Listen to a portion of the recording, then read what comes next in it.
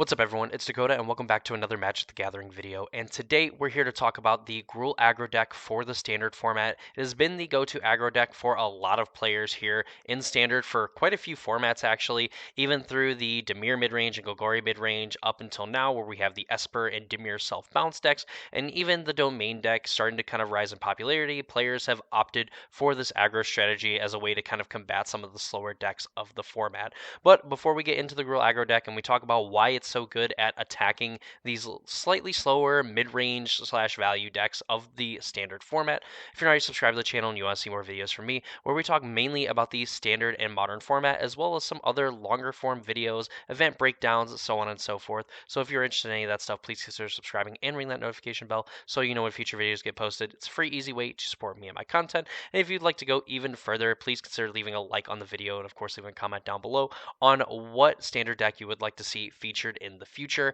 While I don't expect a lot of changes to be made to the standard format, I think we might actually see some bannings coming up here in the BNR in the next few weeks, which we are going to be having a video discussing on the potential bannings that we could see in the various different competitive formats of Magic, so be sure to check that out. And of course, check out the description down below for a few different links. I have one to my Discord server that you can go and join, as well as a link to my Twitch channel where we do live stream on Twitch a few times a week playing the various different formats. We're currently stuck on Modern right now because I really want to prepare hard for this Modern RCQ season and hopefully qualify for the next set of regional championships, which I believe one of them is going to be in Las Vegas for this regional championship qualifying season, which I think would be really cool to kind of be able to go and check that out.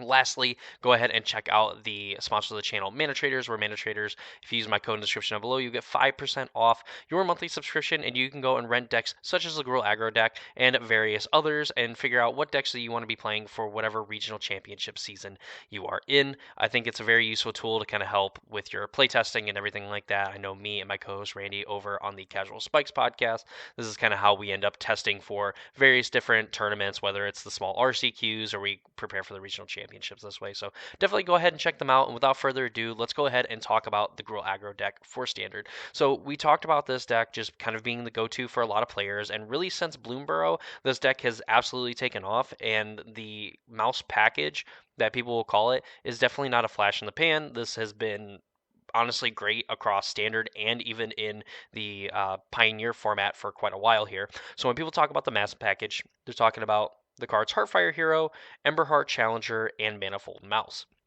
Heartfire Hero, your 1 mana 1/1 with Valiant, which is going to be very important between Heartfire Hero and Emberheart Challenger.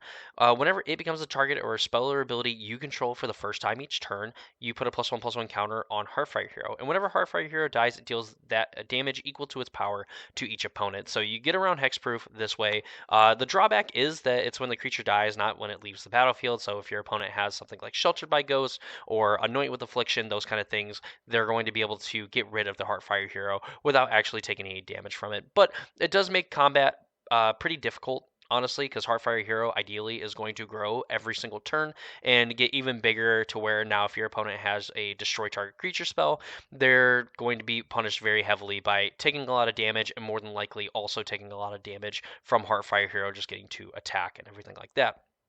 Next, Emberheart Challenger, 2 mana 2/2 haste prowess creature. Already pretty good there, but its Valiant trigger allows you to exile the top card of your library, and until the end of turn, you may play that card. This is a way that you can get some pseudo amount of card advantage. You can kind of use some of your own targeting spells to your advantage here to grow the Emberheart Challenger off of just casting those spells, so you can go and target other things. But if you target it, you also have the ability to potentially find additional land drops or find additional spells to then trigger prowess on the Emberheart Challenger and make your opponent's life difficult, trying to block the creature that you just played a pump spell on, while also trying to deal with the Emberheart Challenger as well, because they don't really get to know like the sizing necessarily of the Emberheart Challenger. Manifold Mouse is kind of the nice little bow that we put on this present here, where for 2 mana you get a 1/2, or for a red, a generic, and then 2 additional generic, you can offspring this, meaning that when it enters the battlefield, if you pay the offspring cost, you make a 1/1 that is a copy of this card. So this card says at the beginning of combat on your turn, target mouse you control gains your choice of double strike or trample until end of turn. So this is really good because of probably one of the best red cards in the format that we'll get to here next. This allows you to give one of your mice double strike, like your Heartfire hero. So you play this on turn 1, then you play Manifold Mouse on turn 2. You go ahead and give it double strike. You have a 2/2 double striker on turn 2. It's going to deal 4 damage, and then from there, it's just going to go absolutely insane with, again, the card that we're going to mention here soon. On top of that, too, you're going to be able to trigger the Valiant ability, so you're going to be able to put +1/+1 counters on the Heartfire hero. You're going to be able to get some card advantage with the Ember Heart Challenger, and just giving these creatures double strike or even giving them trample makes it very hard for your opponent to kind of block these creatures and soak up any damage they can, because if you give it double strike and they choose to block, there's a very good chance that their creature dies, or if they don't have any way to block this, then you could just secretly, kill them out of nowhere, or you just give it trample and your opponent has to load up all their creatures in front of it to maybe soak up some of the damage, or they can't just chump block and they still end up taking some damage there. So there's definitely some options when you're kind of going through your thing, but these are kind of the ideal creatures that you're looking for here. And the Manifold Mouse gets even better when you're able to follow up on turn 3 with the card Monstrous Rage, the card that a lot of people consider the best red card in the standard format. For 1 mana at instant speed, you can give a target creature +2/+0 until end of turn, and you create a monster roll token attached to it, which gives that creature an additional +1/+1 and trample. So, unlike some of these effects in the past that have just been temporary, where the creature just gets trample and like +3/+1 until end of turn, because that's virtually what it gives this, the fact that it gets a permanent +1/+1 and trample after that means that your creature is just going to be a lot bigger. It does kind of throw off combat math a little bit. And of course, with Manifold Mouse here, you're just able to give one of your creatures double strike, and then you're able to give it trample and, +2/+0 as well, or really like +3/+1 and trample for that turn, on top of just giving it double strike. So for those keeping track, like Heartfire Hero ends up being a 3/3 when you give it double strike. You attack with it, you get to Monstrous Rage it. It's a 3/3. It becomes a 4/4 with the Monster Roll token, becomes a 6/4 with the boost from the Monstrous Rage, meaning that you're attacking for 12 double striking trample damage total on turn 3. And again, that you still have 2 mana available here, so you have some other things that you can kind of get in with as well. So this is just a ton of damage very early on, and again, being up to 6 power, your opponent just ends up killing a Heartfire hero. Boom, they take another 6 damage, game over.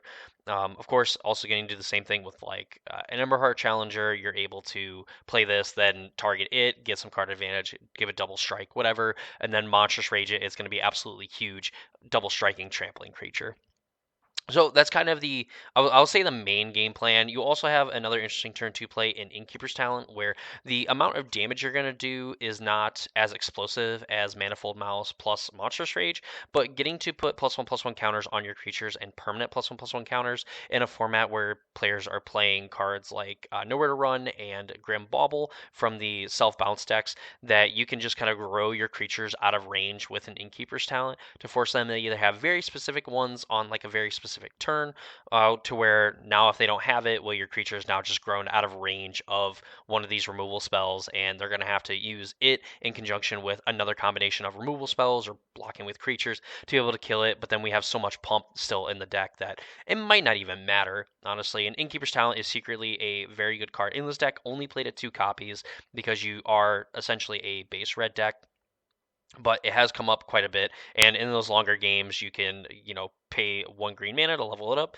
to give your permanents with counters on them Ward 1, which is extremely annoying outside of the, Nowhere to Run draws from the Esper and the Black or the Dimir self bounce decks, and very annoying for basically every other deck in the format. Also, it's not insignificant. There's times where you just level up to level 3 and you just get to pile on counters to all of your things, especially with another green card that we're going to look at here in a second. So this card is just an absolute beast.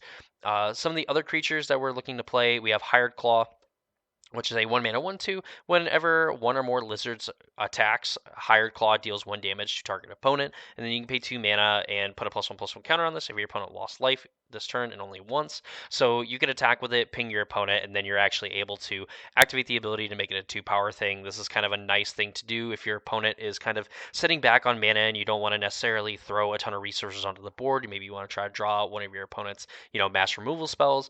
Then you can just kind of pump up the Hired Claw, get in for an increasing amount of damage. Your opponent ends up blowing up the board, and then you're like, okay, here's Emberheart Challenger, Manifold Mouse, Monstrous Rage, deal 12 damage to you, and you're just, put them in a terrible position, potentially even just lethal on that spot. So Hard Claw is just kind of a nice thing to where if you just want to attack with it and essentially just get him for 2 each turn, that's totally fine, but it is also a mana sink later in the game to where you can actually start pumping this up and making it even bigger. Puppet's Recruit is a super interesting card in here because of all the kind of targeted removal that we see in the format currently. This is going to be a nice early play, but is also a really good turn 3 play. So another one of these Offspring cards, it's a 1 mana 2/1, or it can be a 1 and 2 generic for a 2/1 and a 1/1. Both have trample, and whenever a creature you control becomes the target of a spell and ability an opponent controls, you put a +1/+1 counter on target creature you control other than that creature. So if your opponent, say, targets your Heartfire hero, you can put +1/+1 counter on any creature that is not Heartfire hero that is being targeted. This also will trigger Valiant, meaning that you can then potentially get cards with Emberheart Challenger, put other +1/+1 counters on Heartfire hero, and just makes it super annoying for your opponent to try to pick off your board one by one with one Paw Patch Recruit in play, especially two, because they're just going to have such a hard time like mitigating the power. Like they're trying to kill your biggest creature. Well, now you have two other creatures that are growing, and they try to kill the next biggest one, and then you have two other creatures growing. They're also getting additional counters. You're getting additional value. This is just a very underrated card that a lot of green decks have started playing, and this Gruul Aggro deck has introduced as well. And I can tell you, it's as awesome as advertised. Great card. Lastly here, we have Questing Druid, Screaming Nemesis. Questing Druid is essentially here for this kind of pseudo card advantage that it offers, where you can, for 2 mana at instant speed, exile top 2 cards of your library, and until the end of your next end step, you may play those cards. If you play it on your turn, then those cards will go away that turn, but with it being an instant, you can cast it at the end of your opponent's turn, and then untap with all your mana to play those 2 cards, and then as a 2 mana 1/1, and then you cast a spell that's not green, that's white, blue, black, or red. I guess that is technically important because you don't get it for colorless spells. You can actually put a +1/+1 counter on the Questing Druid, meaning that you can get you don't have to target it with Innkeeper's Talent, and then maybe give it Ward 1, and then if you level up to level 3, then it's going to be able to get 2 counters, and just ends up growing completely out of control and just being another big creature that if you're able to give it trample, your opponent is going to have to find an answer for it, or else it is just going to run them over and win the game for you. Screaming Nemesis, in conjunction with some of the burn spells that we're playing, like Burst Lightning and Torch the Tower and Witchstalker Frenzy, which of course is the more important of the 3 of them. Screaming Nemesis is 3 mana 3/3 with haste, that whenever it's dealt damage, it deals that much damage to any target, and if player is dealt damage this way, they cannot gain life for the rest of the game, and that's pretty huge against some of the other various white strategies in the format, where if you're able to deal damage to the Screaming Nemesis yourself, or, leave it back and your opponent decides that, them attacking is a little bit more important than maybe them being able to gain life, you can certainly do that. And of course, with Witchstalker Frenzy not showing up, which is probably the big and important one, Witchstalker Frenzy is a 4 mana instant that deals 5 damage to target creature, or I believe target creature or planeswalker, and it costs 1 less to cast for each attacking creature. So there's a world where you could attack with a bunch of creatures, your opponent doesn't block your Screaming Nemesis, maybe you get in for about 5 damage across all your other creatures. And then you just Witchstalker Frenzy your own Screaming Nemesis, deal 5 damage to it, deal 5 damage to your opponent, essentially turning it into like a Goblin Grenade of sorts. I guess it'd be a Screaming Grenade. But doing that, and then your opponent can't gain life, and of course they just take 5 right to the face, more than likely ensuring that the game is over on your next turn. So there's some pretty cool synergy there. Same thing with Burst Lightning, Torch the Tower, where they're not going to end up actually killing the Screaming Nemesis, but you're going to essentially get to use them as burn spells, deal damage to your opponent, stop them from gaining life, which again is not insignificant, all things considered. Lastly, the mana base, super simple here. We have Copperline Gorges, Carplusian Forest, and the oh my goodness, Thornspire Verge. There's Thornspire Verge being awesome because it just taps for red automatically, and then when you get your one mountain or forest into play, it does tap for green mana. You are playing somewhere like you're playing 6 green cards in your deck.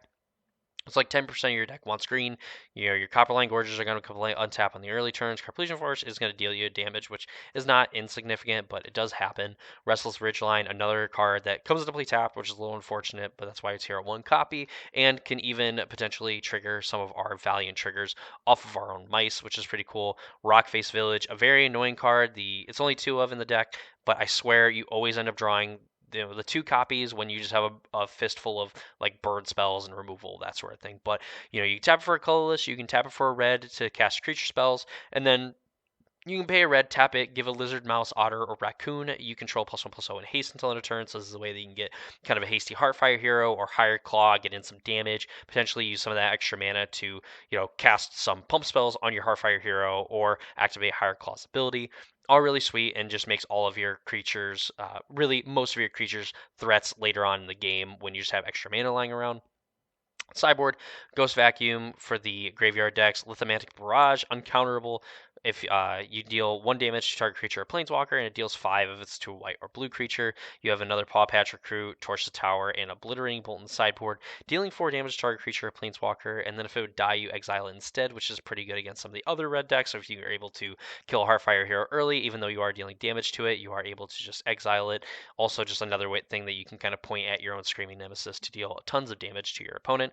3 Paw Patch formations, 2 Obstinate Balos. When you really just want to get your Esper self-bounce player and their Hopeless Nightmares, it's like, okay, cool, I'll go to 18, discard those Obstinate Baloth, go to 22, I have a 4/4 in play on turn 1. Pretty sweet there. And Sunspine Links is another card that I've been super impressed with. 4 mana, 5/4, players can't gain life, damage can't be prevented, and when it enters, you get this kind of half Price of Progress effect where it just deals damage equal to the number of non-basic lands that player controls. There is times where you end up doing a decent amount of damage to yourself, but there are so many decks where you just end up dealing 4, 5, 6, 7 damage to them, on top of, again, just getting to absolutely pound them with your aggressive mouse draws / Screaming Nemesis, those things. And that is the Gruul Aggro deck for the standard format.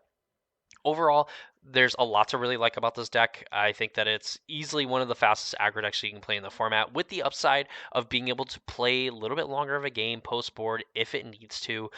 The Sunspine Links is absolutely amazing. I don't think the Obstinate Balos are really necessary anymore. I think it's kind of like a nice getcha, sometimes even maybe in the mirror. If the game goes long, you're able to play it, gain some life, and then of course have a 4/4 blocker that is not insignificant, but overall I think that might be one of the weaker cards in the deck. I think in general, I really like the main deck configuration of the deck. I really love Paw Patch Recruit, those sort of things. The mouse package, of course, absolutely amazing. And Monstrous Rage, probably, I'd have to be in agreement, is like one of the best red cards in the format, because it's something that you always have to be aware of and always have to respect, because when you least expect it, you end up getting blown out by it, or the minute that you don't, they end up putting it on like a big double striking creature, and then you just end up losing the game.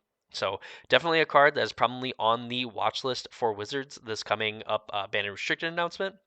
Which, of course, if you want my thoughts and predictions, and of course my reactions and kind of the winners and losers of that sort of thing, we're going to be focusing on kind of the predictions and stuff next week. And then, of course, the week of that, we'll be going over some winners and losers. So be sure to subscribe and ring the notification bell so you know when those videos get posted. Of course, we're going to be kind of focusing pretty hard on the modern format here, with the regional championship season for Standard coming to a close, or for the regional championship qualifying season for Standard coming to a close, and us getting ready for the modern one. So definitely going to be focusing a lot on modern, and of course preparing ourselves for standard, for the standard regional championships that will be coming up in a few months down the road. So be sure to be prepared to check all that stuff out. But yeah, that's gonna do for me this video. Hope you all enjoyed it. Again, leave a like, leave a comment down below what standard deck you would like to see next on the channel, and that's gonna do for me this video. Hope you all enjoyed it, and I hope to see you all in the next one.